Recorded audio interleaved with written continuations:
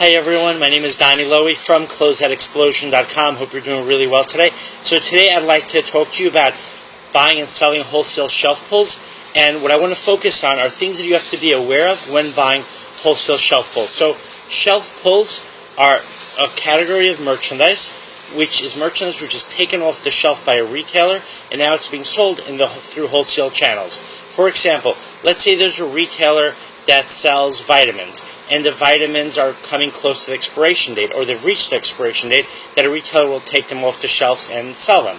Or let's say there's clothing that the retailer is struggling to sell for different reasons, they'll take it off the shelf and they'll sell it.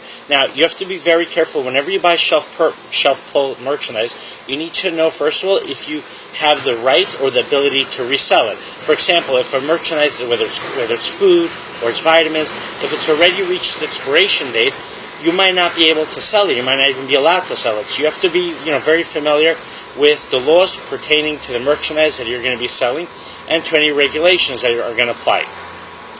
Now, let's say as far as clothing. Let's say there's clothing. You might think, okay, there's really no issues there, but there might be an issue. Let's say the merchandise was taken off your shelf because there's an issue with the licensing of the clothing, or maybe there's an issue with the quality of the clothing. So now you have to determine if your customers, let's say, are going to like that clothing. Let's say the retailer had, a lot of beautiful sports shorts on their shelves, and now the season is almost done, and they liquidate those shorts.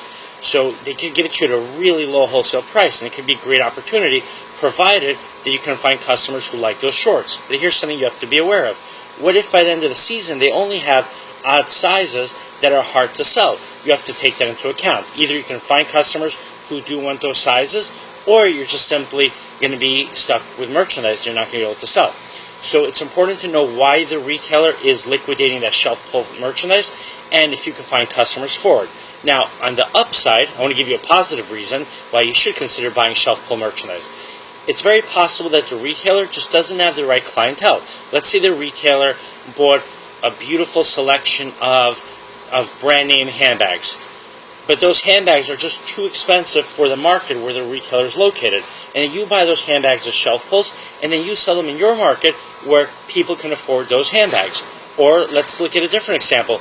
Let's say a retailer has beautiful fashion jewelry, and the retailer's selling them, and everything's going well, but then the sales starts slowing down, and the retailer says, you know what, that shelf space is really valuable to them, and they want to just have other merchandise that can move a lot faster. Even though the fashion jewelry was moving well, but if they decide they could get merchandise that will move faster than that fashion jewelry, they'll just move out that fashion jewelry. You could buy it as shelf pulls, and then you could sell it to your customers. So the key is you have to know why the merchandise is being liquidated, how it became shelf pull, why was it taken off the shelves, and then you have to decide if the merchandise is appropriate for your customers, if you're able to sell it, and then you actually have to see how you're going to sell it and where you're going to sell it. So ahead of time, you want to research the different sales channels that you have and see where the merchandise, where it can go. What you should consider doing is, let's say if you see an advertisement online for shelf pull merchandise. So you might want, with the permission of the seller, to take pictures of it, or, take the listing,